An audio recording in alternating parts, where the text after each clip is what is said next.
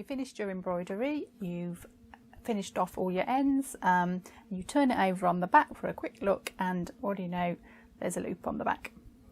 So you can do two things at this point.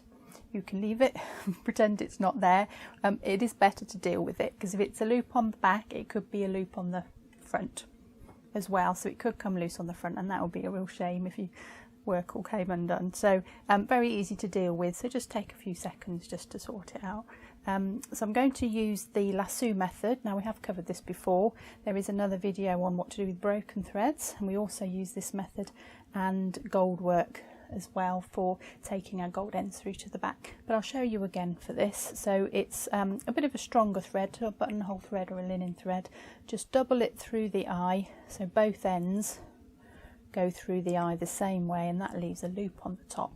And we're just going to use a loop to pull this loop. Use the loop to fix the loop. So what I'm actually going to do, and this will look a bit drastic, is I'm going to cut this loop. Now, if I cut it right in the middle, so I'm going to pull that up, both ends are the same length. Now, they're a bit short to thread into a needle and deal with that way, so I'm going to finish each one off separately using the lasso method. So let's deal with this one first. So you take your needle through just some stitches. You can take it through the backing fabric as well if you want, but there's enough stitches there, just so that loop is on the top, like so. And then I'm going to catch the end of that piece of thread, because we've cut it in half, just in the end of the loop, and then just pull that through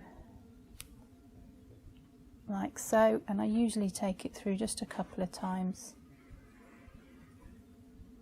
to make it really secure.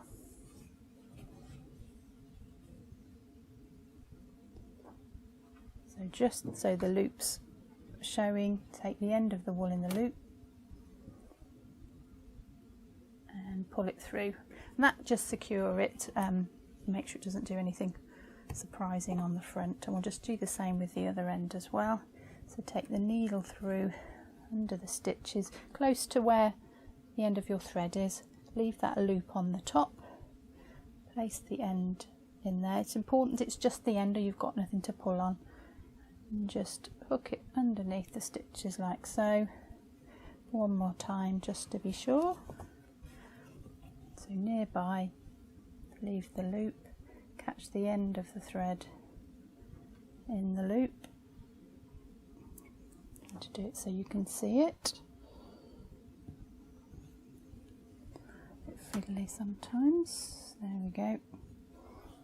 So just catch the end, just pull it through, cut that off, and then it's all nice and neat and tidy. No loops on the front, no loops on the back, and all finished.